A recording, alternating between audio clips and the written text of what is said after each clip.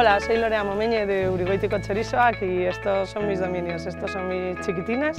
Aquí es donde nace la magia, donde conseguimos el mejor producto y esta es nuestra explotación. Nuestra calidad, lo que da el nombre a nuestro producto, es la crianza de nuestros animales.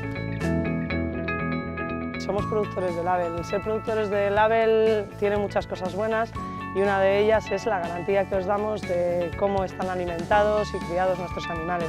Se respeta un destete natural, se sigue una cadena de bienestar animal. Toda la alimentación que se les da es natural, es libre de transgénicos, no llevan acelerantes para no engordar artificialmente y bueno, con eso se consigue pues lo que estáis viendo aquí, que son unos animales que hacen lo que quieren, que son felices, que están sanos y que luego se convierten pues, en todas las cosas ricas que nosotros podemos ofrecer.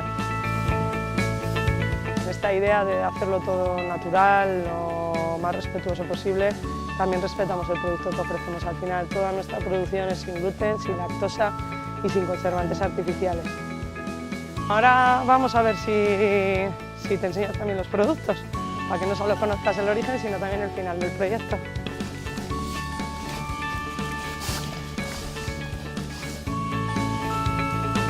Empezamos solamente con el chorizo normal, luego pues fuimos ampliando, vimos que la gente nos pedía picante, hicimos picante, luego pues vas sumando, ¿no? Vas creciendo a medida que los clientes te van pidiendo que crezcas, vas aumentando la cantidad que haces, vas intentando dar un poquito más de gama, de servicio.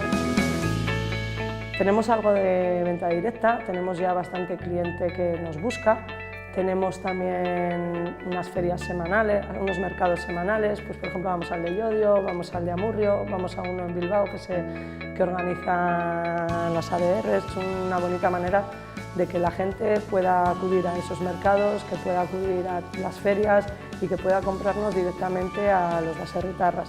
Otra plataforma que tenemos, BBK Soca, la BBK que nos apoya, pues ya lo veis, nos apoya con los puestos y nos han puesto también la BBK Soca, que es la manera pues, de comprar nuestros productos por internet.